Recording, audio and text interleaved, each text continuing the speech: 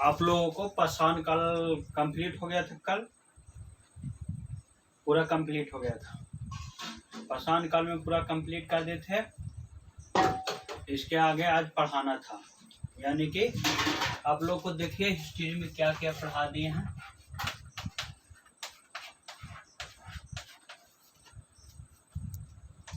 हमारा अभी टॉपिक चल रहा है हिस्ट्री। हिस्ट्री में आप लोग को हिस्ट्री के पिता किसे कहते हैं बता देते हैं। हिस्ट्री के पिता हेरोडोटस हैं। हेरोडोटस द्वारा एक बुक लिखा गया था जिसका नाम था हिस्टोरिका। इतिहास किसे कहते हैं? अतीत में घटी बड़ी घटनाओं को जो बतलाता है उसे क्या कहते हैं? इतिहास कहते हैं। इतिहास को 3 भागों में बांटे थे। कितने भागों में बांटे थे? 3 भागों में बांटे थे, जिसमें पहला है प्रागैतिहासिक काल,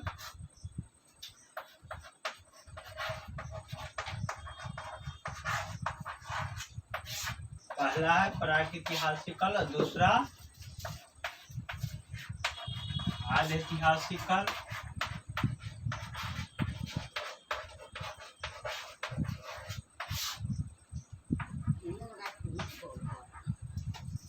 तीसरा ऐतिहासिक काल था।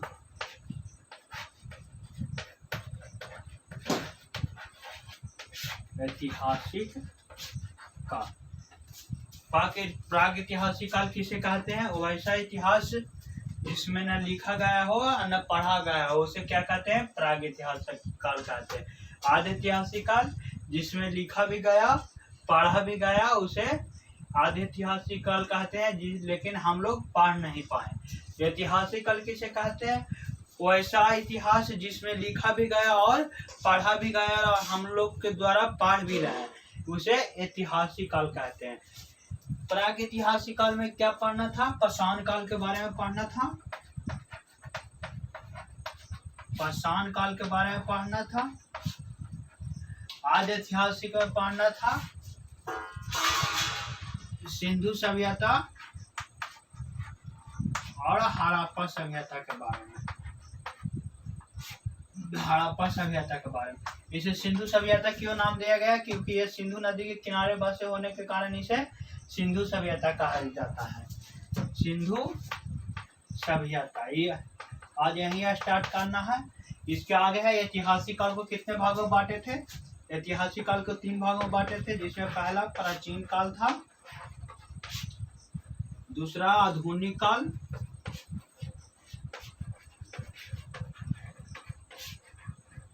तीसरा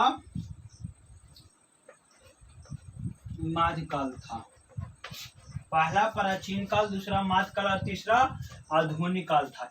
इसमें ही आ जाता है नेहरू पीरियड और गांधी पीरियड और वर्ल्ड हिस्ट्री के बारे में पढ़ने के लिए आ जाता है। देखिए पाषाण काल में हम आप लोग को बता दिए थे क्या क्या आप लोग को बता दिए थे पाषाण काल में। चलिए देखते हैं पाषाण काल में आप लोग क्या क्या बता दिए थे। पाषाण काल को हम लोग 4 भागों में बांटे थे। कितने भागों में बांटे थे? 4 भागों में बांटे थे। पाषाण काल को कितने भागों में बांटे थे? 4 भागों में बांटे थे। पहला पूरा पाषाण काल, पूरा पाषाण काल। इस काल के लोग आदि मानव थे। पूरा पाषाण काल के लोग क्या थे? आदि मानव थे। आदि मानव थे। पूरा पाषाण काल के लोग क्या थे? आदि मानव थे। ये लोग को सिर्फ खाने से मतलब था और इतिहास का शुरुआत भी कहाँ से माना जाता है? पूरा पाषाण काल से ही माना जाता है। पूरा पाषाण काल के लोगों के द्वारा जो सबसे अधिक या कहें कि सबसे अच्छा चीज खोजा गया तो क्या खोजा गया? आग। आग का खोज किसके द्वारा किया गया? कौन सा लोगों के द्वारा? पूरा पाषाण काल के द्वारा। और पूरा पाषाण काल के लोग एक चीज और खोजे थे, क्या? चित्रकला। ये लोग चित्रकला भी जानते थे। पूरा पाषाण काल के लोग चित्रकला भी जानते थे। तब पूछा जाता है, क्वेश्चन पूछा जाता है कि आग का खोज किसके द्वारा किया गया? तब पूरा पाषाण काल के द्वारा किया गया। अब चित्र मानव ने फिर घुमा के भी क्वेश्चन पूछा जाता है, ऐसे पूछा भी जाता है कि मानव के द्वारा सबसे पहला खोजा गया क्या था। तो क्या था? आदि मानव के द्वारा आग, दूसरा चित्र था। पूरा पाषाण काल के लोग खाना बदोश होते थे।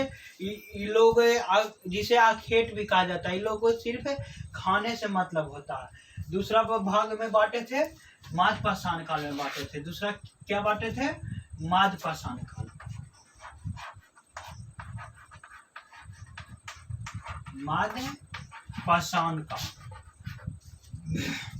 मध्य पाषाण काल पूरे के लोग पूरा पाषाण काल से कुछ आगे निकले, मतलब इनसे कुछ डेवलप किए। जैसे कि पहले के लोग पैदल चलते थे, यानी कि बहुत दूर दूर पैदल चले जाते थे, लेकिन जैसे जैसे मानव का विकास हुआ वैसे वैसे गाड़ी मोटरसाइकिल वगैरह, ट्रेन उरेन का निर्माण हुआ। तो मानव जैसे जैसे विकास किया, मानव द्वारा नए नए चीजों का आविष्कार किया गया। उसी प्रकार से पूरा पाषाण काल से लोग थे जो आग और चित्र का खोज किया। और मध्य पाषाण काल के लोग इसमें अंत्येष्टि क्रिया का मतलब अंत्येष्टि क्रिया का शुरुआत किया है। जो जिस मनुष्य का मृत्यु हो जाता है उसे अंतिम संस्कार करना अंत्येष्टि क्रिया कहलाता है। कि काम किसके द्वारा शुरू किया गया था? मध्य पाषाण काल के लोगों के द्वारा किया गया था। मध्य पाषाण काल के लोगों के द्वारा अंतिम संस्कार की क्रिया शुरू किया गया था।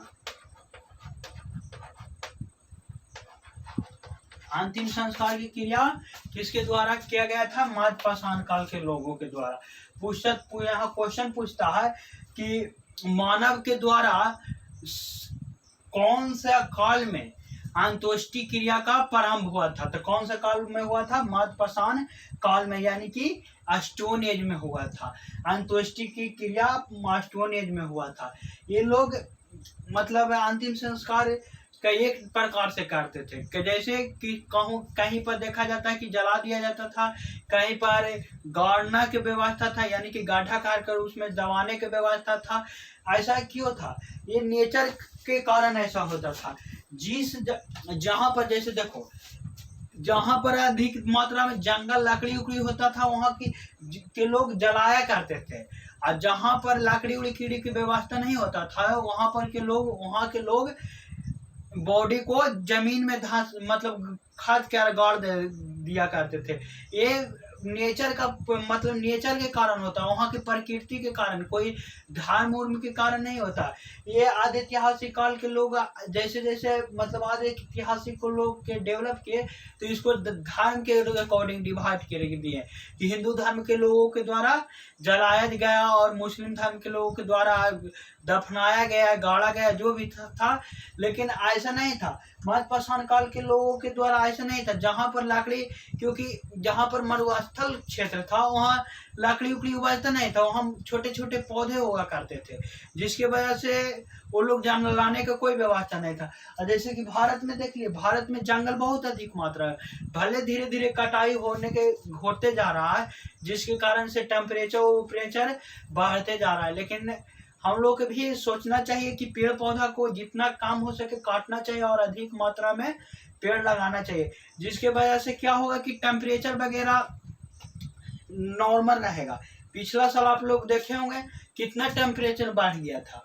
इस बार तो 2-4 रोज अभी तक गर्मी की हाल, लेकिन पिछला बार मतलब 50 डिग्री क्रॉस कर रहा था। दिल्ली में इस बार भी टेम्परेचर बढ़ा हुआ था, लेकिन पिछले के अकॉर्डिंग कम था। वर्षा उर्षा भी पेड़ पौधे के कारण होता है, इसलिए आप लोग कम से कम पूरे जीवन में 2 से 4 पेड़ तो जरूर लगाइए। जैसे छोटा ही पेड़ लगाइए, अमरूद भी लगा सकते हैं, आम का पेड़ लगाइए, जो आगे चलकर आप भी लोग भी खा भी सकते हैं। जैसे कि देखो, हम लगाए थे अमरूद के पेड़ छोटा थे तब उस समय। अभी अमरूद मेरा फल रहा है, तो फल रहा है, ये अमरूद के सीजन है, तो अमरूद हम भी खा रहे हैं, सब घर वाला भी खा रहा है।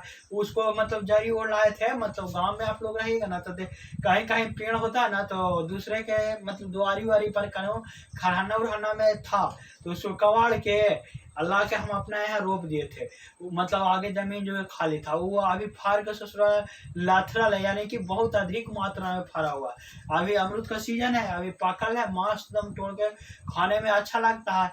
उसी तरह आप लोग भी कम से कम 2 से 4 पेड़ पौधा लगाया कीजिए, कहीं भी लगा दीजिए, कोई जरूरी नहीं है कि घर में लगाइए, अपना खेत के किनारे, खाई होता है गांव में उसके किनारे लगा देवल कीजिए।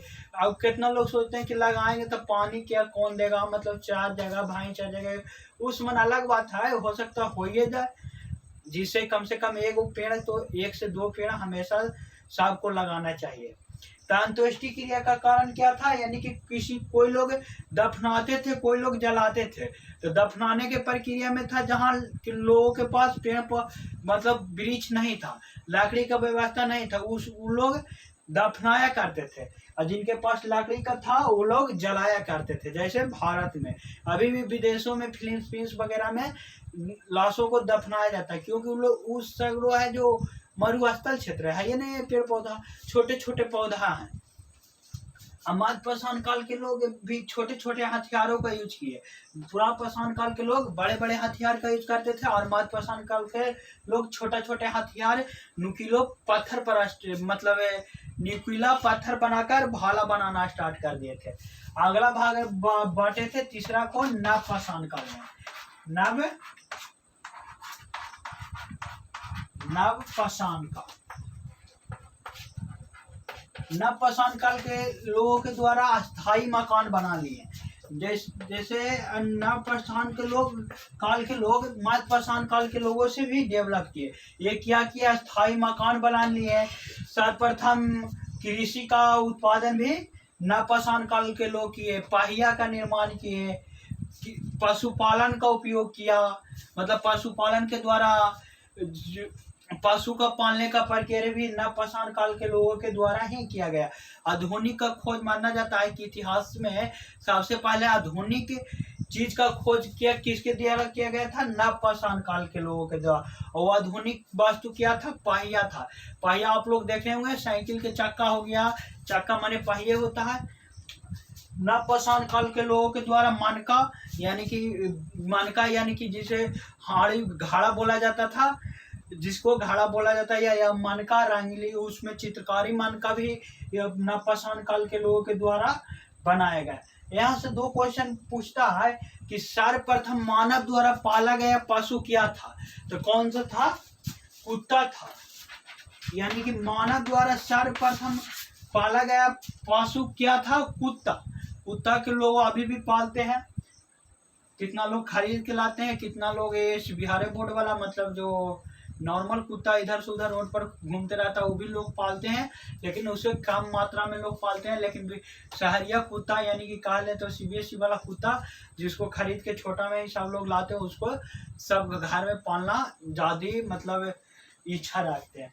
तो यहाँ से एक क्वेश्चन पूछा जाता है क्या, कि मानव द्वारा सर्वप्रथम कौन सा जानवर को पाला गया था, कौन सा जानवर को पाला गया था, कुत्ता। दूसरा क्वेश्चन पूछता है कि मानव द्वारा सर्वप्रथम कौन सा अनाज उपजाया गया था, यानी कि कौन सा अनाज उपजाया गया था, जौ और गेहूं। जौ और गेहूं। मानव द्वारा सर्वप्रथम कौन सा अनाज उपजाया गया था, जौ और गेहूं। और मानव द्वारा सबसे पहले पाला गया पशु क्या था, कुत्ता। अब यहाँ से हम यहाँ तक आप लोग के पूरा पढ़ा दिए थे। इसके आगे आप लोग को आधि ऐतिहासिक आज चालू करना है, यानी कि आधि ऐतिहासिक पढ़ाना है। आधि ऐतिहासिक किसे कहते हैं, वो वैसा इतिहास जिसमें लिखा भी गया, पढ़ा भी गया, लेकिन हम लोग पढ़ ना पाए, उसे क्या कहते हैं, आधि ऐतिहासिक काल कहते हैं। आधि ऐतिहासिक काल में क्या पढ़ना पहला था, सिंधु सभ्यता के बारे में। दूसरा जो है आधि ऐतिहासिक काल।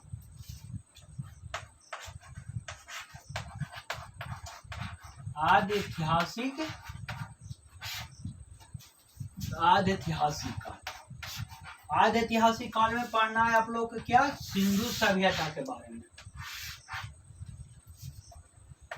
सिंधु सभ्यता। सिंधु सभ्यता कब से कब चला था, 2500 ईसा पूर्व से 1750 ईसा पूर्व तक चला था। 2500 ईसा पूर्व से 1750 ईसा पूर्व तक चला था। तो सिंधु सभ्यता कब से कब चला था?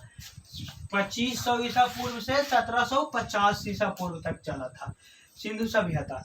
सिंधु सभ्यता का नाम सिंधु सभ्यता क्यों पड़ा? सिंधु सभ्यता सिंधु नदी के किनारे बसे होने के कारण इसे सिंधु सभ्यता कहा जाता। सिंधु सभ्यता का नामकरण किनके द्वारा किया गया था? जॉन मार्शल के द्वारा किया गया था। सिंधु सभ्यता का नामकरण किनके द्वारा किया गया था? जॉन मार्शल के द्वारा किया गया था। सिंधु सभ्यता को सिंधु सभ्यता क्यों कहते हैं? आप लोग को पता चल गया, क्योंकि सिंधु सभ्यता सिंधु नदी के किनारे बसे होने के कारण इसका नाम सिंधु सभ्यता पड़ा। नामकरण इनका किसके द्वारा किया गया था? जॉन मार्शल के द्वारा किया गया था। सिंधु सभ्यता का खोज 1826 ईस्वी में माना जाता है। सिंधु सभ्यता का खोज कब हुआ था? 1826 ईस्वी में हुआ था। किनके द्वारा किया गया था? 1826 ईस्वी में सिंधु सभ्यता का खोज चार्ल्स माइसन के द्वारा किया गया था। चार्ल्स माइसन के द्वारा। अगर क्वेश्चन यहाँ से पूछे कि सिंधु सभ्यता का नामकरण किनके द्वारा किया गया था, तो जॉन मार्शल के द्वारा किया गया था। और सिंधु सभ्यता का खोज कब किया गया था? 1826 ईसा पूर्व में जॉन माइसन के द्वारा। इन्होंने सर्वप्रथम जानकारी दिया। जैसे कि सिंधु सभ्यता का खोज कैसे हुआ था, देखिए कहानी के रूप में हम आपको समझाते हैं। जैसे कि चार्ल्स माइसन 1826 ईस्वी में कहीं पर घूम रहे थे। तो घूमते घूमते जैसे कि उनको लगा, जैसे कि कई गांव सिंधु सभ्यता यानी सिंधु नदी के किनारे मतलब घूम रहे थे। घूमते घूमते उनको लगा कि सिंधु नदी के किनारे के यहाँ पर कुछ है। जैसे कि आप जिस फील्ड में, जैसे कि इनका खोज पुरातत्व विभाग में ये थे, तो जैसे कि आप जो फील्ड में है वो फील्ड के अगर कोई चीज भी दिख जाए तो आपको पता चल जाता है कि ये काम यहाँ जैसे यहाँ यूज हुआ। जैसे इंजीनियर के देख लो या मैकेनिक के देख लो, वो रिंच देखते ही बता देगा कि इसे थोड़ा कहाँ लगेगा, मतलब के नंबर के नट से बोल्ट खुलेगा, कितना से क्या खुलेगा। इलेक्ट्रीशियन के देख लो, इलेक्ट्रीशियन वो इतना वो तार भी रहेगा तो मतलब वो यूज कर लेगा। उसी तरह चार्ल्स माइसन जब सिंधु नदी के किनारे घूम रहे थे तो उन्होंने सिंधु नदी के किनारे देखा कि यहाँ पर लगता है कुछ है। तो वो ये जानकारी जाके सर्वेक्षण विभाग को दिए। किसको दिए? सर्वेक्षण विभाग को जाकर दिए। और सर्वेक्षण विभाग को जाकर कहें कि सिंधु नदी के किनारे कुछ है। जो आप सर्वेक्षण विभाग को कहें कि आप जाके सर्वे कीजिए। सर्वे मतलब समझ रहे हैं आप लोग, जो जमीन उमीन के सर्वे करता है, किसका है ना है, मतलब जो नाम ट्रांसफर करता है। अभी कुछ दिन पहले सर्वे स्टार्ट हुआ था पर किसी कारणवश से अभी बंद है, फिर चालू होने वाला है। सर्वे आप लोग गांव के होंगे तो जानते होंगे कि सर्वे अभी चल रहा है, यानी कि किसके नाम पर था, क्या था, किसका दादा परदादा, मतलब बहुत सा झमेला होता। तो जो चार्ल्स माइसन जो सर्वेक्षण विभाग के जाके बोले कि सिंधु नदी के किनारे आप जाइए और सर्वे कीजिए कि हमको लगता है यहाँ पर कुछ है। तो सर्वेक्षण का काम किसको दिया गया? सर्वेक्षण का काम दिया गया जॉन कनिंघम को दिया गया। किनको दिया गया? कनिंघम को, जॉन कनिंघम को दिया गया, जेम्स कनिंघम को दिया गया, जेम्स कनिंघम को दिया गया। यानी कि चार्ल्स माइसन जाकर सर्वेक्षण विभाग को बोले कि सिंधु नदी के किनारे कुछ है। तो सर्वेक्षण का मतलब उत्तरदायित्व किन्हें दिया गया? जेम्स कनिंघम को दिया गया। जब जेम्स कनिंघम सर्वे करने गए सिंधु नदी के किनारे तो उनको मतलब वो कंफर्म हो गए कि यहाँ पर कुछ न कुछ है। तो ये तो मतलब सर्वेक्षण नहीं, यानी कि सर्वे करने वाला अधिकारी थे, तो उन्होंने खुदाई करवाना स्टार्ट किया। तो खुदाई तो आपने कर नहीं सकते थे, यानी कि जेम्स कनिंघम मतलब वो ये तो पुरातात्विक विभाग के अधिकारी थे, तो ये तो आपने खुद कर नहीं सकते थे, इसलिए ठेकेदार को बुलवाएं। किसको बुलवाएं? ठेकेदार के बुलवाएं। कि खुदाई करने वाला कोई ठेकेदार होता है, जैसे आप लोग देखे होंगे घर उर बनाने के लिए तो जैसे छोटा मोटा प्लास्टर व्लास्टर करता है, तो रोड पर से चौक पर से एक लेबर मिस्त्री को ला के, 2 लेबर मिस्त्री ला के आप काम करवा सकते हैं। अगर पूरा बिल्डिंग बनाना है तो किसी न किसी ठेकेदार को देना पड़ता है, किसी को न किसी के कहा कि ठेकेदार के पास उसका अपना आदमी होता है, उसके यहाँ रेगुलर काम करने वाला आदमी होता है। तो चार्ल्स जॉन जेम्स कनिंघम ने क्या किया? ठेकेदार को बुलाया। ठेकेदार का नाम था दयाराम साहनी। दयाराम साहनी क्या था? दयाराम साहनी। दयाराम साहनी को बोला गया कि आप यहाँ से यहाँ तक मतलब एरिया तक खुदाई कीजिए। क्या कीजिए? खुदाई कीजिए। जब दयाराम के साहनी के द्वारा खुदाई किया गया तो सर्वप्रथम जो शहर निकला, कौन सा शहर निकला? हड़प्पा शहर निकला। कौन सा शहर निकला? हड़प्पा शहर निकला। यानी कि जब सिंधु सभ्यता का खुदाई किया गया, सिंधु नदी के किनारे खुदाई किया गया, तो सर्वप्रथम कौन सा शहर निकला? ये दयाराम साहनी खोद कर हड़प्पा सभ्यता निकाल दिए। तो यानी कि पूछा जाता है, यहाँ से क्वेश्चन बनता है कि हड़प्पा सभ्यता का खोज किनके द्वारा किया गया था? तो दयाराम साहनी के द्वारा किया गया। कहा कि खुदाई कौन करवाए थे? दयाराम साहनी। तो कितने ईस्वी में? 1921 ईस्वी में। यहाँ से 2 क्वेश्चन आपका इंपॉर्टेंट बन जाता है कि दयाराम साहनी के द्वारा ही हड़प्पा सभ्यता का खोज, हड़प्पा नगर का खोज किया गया। कितने ईस्वी में? 1921 ईस्वी में। तो यहाँ से 2 क्वेश्चन बहुत इंपॉर्टेंट है, बहुत मतलब एग्जामों में देखने को मिलता है। ये क्वेश्चन कि हड़प्पा सभ्यता का खोज किसके द्वारा किया गया? दयाराम साहनी के द्वारा किया गया। कितने ईस्वी में? 1921 ईस्वी में। इसे हड़प्पा सभ्यता क्यों नाम दिया गया? ये हड़प्पा नगर था, लेकिन इसे हड़प्पा सभ्यता क्यों नाम दिया गया? क्योंकि ये सिंधु सभ्यता में मिलने वाला सबसे पहला सभ्यता था, इसलिए इसे हड़प्पा सभ्यता या सिंधु घाटी सभ्यता भी कहा जाता है। तो हड़प्पा का खोज किनके द्वारा किया गया? याद रहेगा, दयाराम साहनी के द्वारा। कितने ईस्वी में? 1921 ईस्वी में। जब हड़प्पा सभ्यता का मतलब सिंधु सभ्यता का खुदाई करते गया तो पता चला कि ये लगभग 13 लाख किलो वर्ग मीटर में फैला था। कितना लाख किलोमीटर में? 13 लाख वर्ग किलोमीटर में फैला हुआ था। किलोमीटर में फैला हुआ था। सभी को पहले लग रहा था कि मतलब छोटा छोटा शहर उहर मिलेगा, लेकिन जब पूरी तरह से सिंधु घाटी सभ्यता का मतलब खुदाई किया गया तो ये लगभग 13 लाख वर्ग किलो में फैला हुआ था। तो यहाँ से क्वेश्चन भी बन जाता है कि सिंधु सभ्यता लगभग कितने किलोमीटर वर्ग किलोमीटर में फैला हुआ था? तो 13 लाख वर्ग किलोमीटर में फैला हुआ था। तो जब 13 लाख वर्ग किलोमीटर में खुदाई किया गया तो इन लोगों को पता चला, जैसे आप लोग घर उर बनाते होंगे तो घर बनने के बाद आपको पता चलता है कि हमारा घर चौकोर बना है कि त्रिकोण बना है कि मतलब एने से डबल है, एने से ऊंचा है, वो आप लोग देखते होंगे घर बनने के बाद। तो जब खुदाई किया गया तो पता चला कि सिंधु घाटी सभ्यता का आकार कैसा था? त्रिभुजाकार था। कैसा था आकार? त्रिभुजाकार था। तो यहाँ से भी एक क्वेश्चन पूछा जाता है कि सिंधु सभ्यता का आकार कैसा था? त्रिभुजाकार था। सिंधु सभ्यता का आकार कैसा था?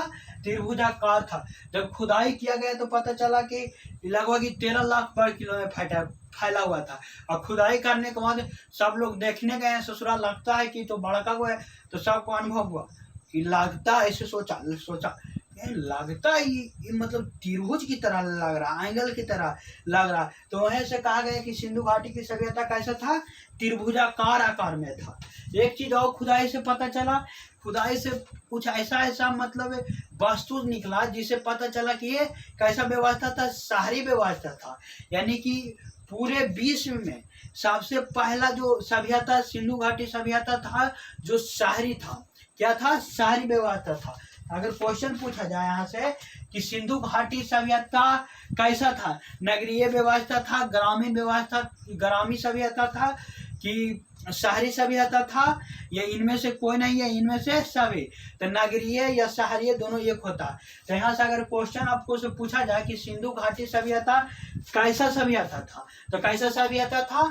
शहरी सभ्यता था, शहरी सभ्यता था। पूरा विश्व में, पूरा मतलब वर्ल्ड में सर्वप्रथम जो सभ्यता था जो शहरी सभ्यता था। बाकी ग्रामीण सभ्यता था, जैसे मिस्र की सभ्यता पढ़ाएंगे, मेसोपोटामिया की सभ्यता आपको पढ़ाएंगे, हड़प्पा के सभ्यता, मोहनजोदाड़ो पढ़ाएंगे। इसमें बहुत सारा शहर मिला। तो अगर पूछा जाए सिंधु घाटी सभ्यता कैसा सभ्यता था, तो कैसे सभ्यता था? शहरीय सभ्यता था। सिंधु घाटी सभ्यता विश्व का सबसे पहला शहरीय व्यवस्था था। तो देख लीजिए एक बार आप लोग फिर से, सिंधु घाटी सभ्यता का सर्वप्रथम खोज किनके द्वारा किया गया, यानी कि मैसेज यानी कि जानकारी किनके द्वारा मिला? चार्ल्स मैसन के द्वारा। कितने ईस्वी में? 1826 ईस्वी में। सिंधु घाटी सभ्यता का नामकरण किनके द्वारा किया गया? जॉन मार्शल के द्वारा। किनके द्वारा किया गया? जॉन मार्शल के द्वारा। सिंधु घाटी सभ्यता कब से कब चला था? ये खुदाई के बाद पता चला 2500 ईसा पूर्व से 1750 ईसा पूर्व तक, यानी कि ईसा मसीह के जन्म से पहले 2500 ईसा पूर्व से लेकर 1750 ईस्वी तक चला। तो अगला क्वेश्चन इसमें बनता है कि सिंधु सभ्यता का सर्वेक्षण यानी कि सर्वे कौन किए थे? तो कौन किए थे? जेम्स कनिंघम के द्वारा किया गया था। सिंधु सभ्यता का खुदाई किसके द्वारा किया गया था? किनके द्वारा किया गया था? जो ठेकेदार थे, कौन थे? दयाराम साहनी। यहाँ से कोई दो क्वेश्चन और बनता है कि हड़प्पा सभ्यता का खोज किनके द्वारा किया गया? दयाराम साहनी के द्वारा। कब किया गया? 1921 ईस्वी में। अगला यहाँ से क्वेश्चन पूछा जाता है कि सिंधु सभ्यता लगभग कितने वर्ग किलोमीटर में फैला हुआ था? तो कितने वर्ग किलो में फैला हुआ था? 13 लाख वर्ग किलो में फैला हुआ था। अगला क्वेश्चन यहाँ से पूछा जाता है कि सिंधु सभ्यता का आकार कैसा था? शेप कैसा था? शेप माने आकार, आकार कैसा था? तो कैसा था? त्रिभुजाकार था। अगला यहाँ से एक क्वेश्चन पूछा जाता है कि सिंधु घाटी सभ्यता कैसा सभ्यता था? ऑप्शन दिया रहता है नगरीय सभ्यता, ग्रामीण सभ्यता या आधुनिक सभ्यता या डॉट डॉट, इनमें से कोई नहीं। तो कैसा सभ्यता था? शहरी सभ्यता था। अब पूछा जाता है कि सर्वप्रथम यानी कि विश्व में सबसे पहला शहरी सभ्यता कौन था? तो कौन था?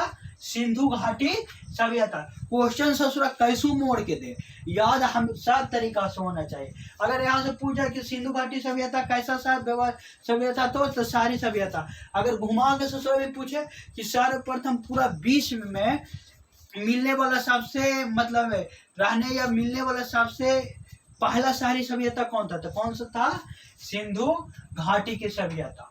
तो आप लोग को यहाँ तक समझ में आ गया होगा। इसके आगे हम आपको बताते हैं कि सिंधु घाटी सभ्यता कौन कौन दिशा में कहाँ कहाँ तक फैला हुआ था। तो आप लोग को इतना में कोई डाउट नहीं होगा, या डाउट है तो कोई पूछ सकते हैं। बोलो बाबू, तू लोग बैठा हुआ है जो बताओ, कोई डाउट? चलो ठीक है। तो सिंधु घाटी सभ्यता में इतना ही है, इससे मतलब और ज्यादा पूछता नहीं है और कुछ पढ़ने का भी नहीं है। मेनली यही इतना है, नोट्स में दिया गया है, आप लोग याद कर लीजिएगा। आगे देखते हैं कि सिंधु घाटी सभ्यता पूरे मतलब चारों दिशा में फैला हुआ था, और चारों दिशा में कहाँ कहाँ तक फैला हुआ था, इसके आगे हम पढ़ाते हैं आपको।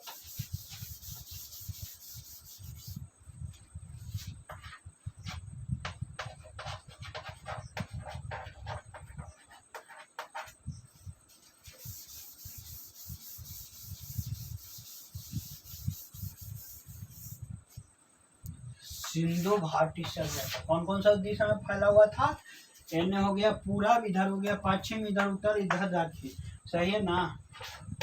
पूरब, सूर्य के मुंह की ओर करो तो पूरब, इसका दाहिना दक्षिण, बायां उत्तर, यानी कि पूरब पश्चिम। क्या हो गया? उत्तर दक्षिण नहीं, दक्षिण। गांव में दक्षिण बोला जाता है, दक्षिण ऐसे लिखाता है दक्षिण, लेकिन बोला जाता है दक्षिण। हम गांव में कितना के लोगों का मतलब रावो कहता है कि जा चल जाओ उत्तर दुकान, उत्तरवारी चल जाओ दुकानिया में, पछियारी दुकान में। पश्चिम को पछियारी बोला जाता है। आप लोग गांव के होंगे तो उनको पता होगा कि पश्चिम पछियारी सब एक होता है। यानी कि उत्तर हो गया, दक्षिण हो गया, इधर पूरब, इधर पश्चिम हो गया। तो देखो कहाँ तक क्या फैला हुआ था आपको बताते हैं।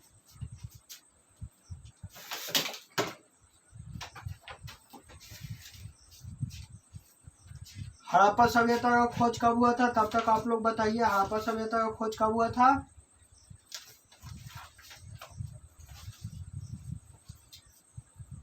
पश्चिम सीमा पर सूत का गेंडोर था। पश्चिम सीमा पर क्या था? सूत का गेंडोर, जो पाकिस्तान में फैला हुआ है। फिलहाल इस पाकिस्तान में है। पहले सूत का गेंडोर,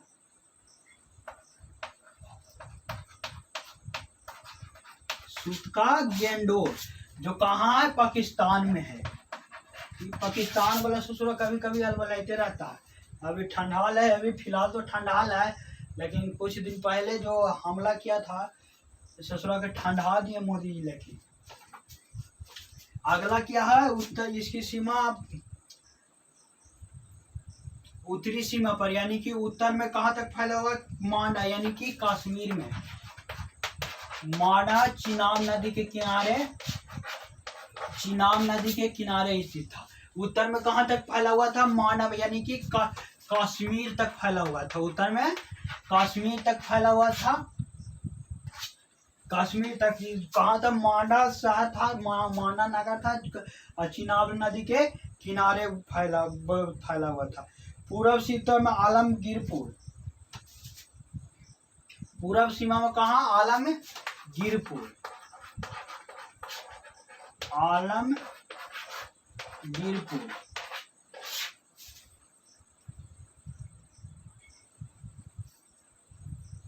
ये कहाँ था? यूपी में था। यहाँ इधर यूपी में फैला हुआ था आलमगीरपुर तक।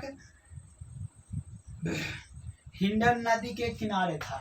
किस नदी के किनारे था आलमगीरपुर? किस नदी के किनारे बसा हुआ था? हिंडन नदी के किनारे बसा हुआ था। पूरब में कहाँ तक फैला हुआ था? यूपी तक फैला हुआ था आलमगीरपुर, जो हिंडन नदी के किनारे बसा हुआ था। पश्चिम में कहाँ था? सूतका गेंडोर तक, जो कहाँ है? पाकिस्तान में है। सूतका गेंडोर किस नदी के किनारे था? दासक नदी के किनारे, दासक नदी के किनारे। उत्तर हो गया, पूरब हो गया।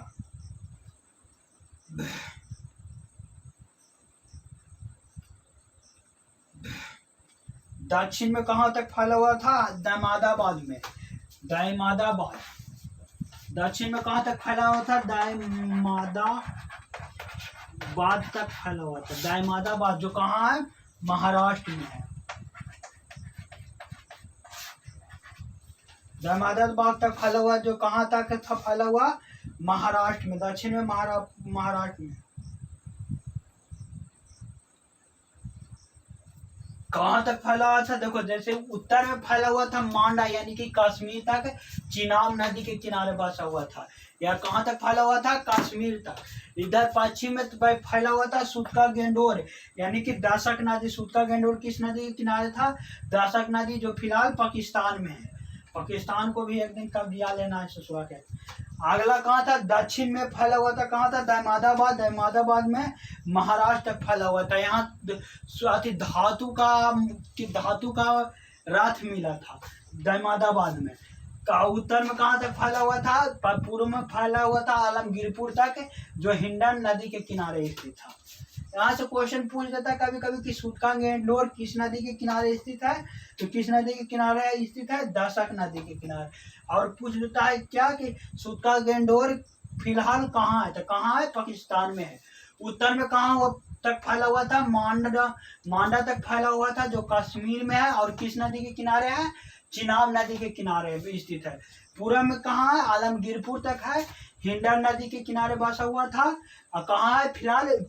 फिलहाल उस समय यूपी में था। और दक्षिण में दामादाबाद तक फैला हुआ था, महाराष्ट्र तक। तो आप लोगों को सिंधु सभ्यता यहाँ तक समाप्त हुआ। इसके आगे कल पढ़ाएंगे हड़प्पा सभ्यता के बारे में। हड़प्पा सभ्यता का खोज दयाराम साहनी के द्वारा किया गया था कितने ईस्वी में? 1921 ईस्वी में। कल पढ़ाएंगे हड़प्पा सभ्यता के बारे में कि हड़प्पा सभ्यता में क्या क्या साक्ष्य मिला, साक्ष्य के बारे में यानी कि सबूत के बारे में पढ़ना है। तो कल सिंधु घाटी सभ्यता कल याद करके आइएगा आप लोग, और इसके आगे हम कल पढ़ाएंगे हड़प्पा सभ्यता के बारे में। तो आज के लिए इतना ही, कल मिलते हैं एक नया क्लास में। आप लोग क्लास रेगुलर ऑफलाइन वाला आते रहिए, ऑनलाइन वाला के तो भाई कुछ कहना नहीं है। उन लोग को तो जब मन होगा तो देखेगा, मन नहीं है तो नहीं देखेगा, कोई गारंटी नहीं। आप लोग लेके रेगुलर आते रहिएगा।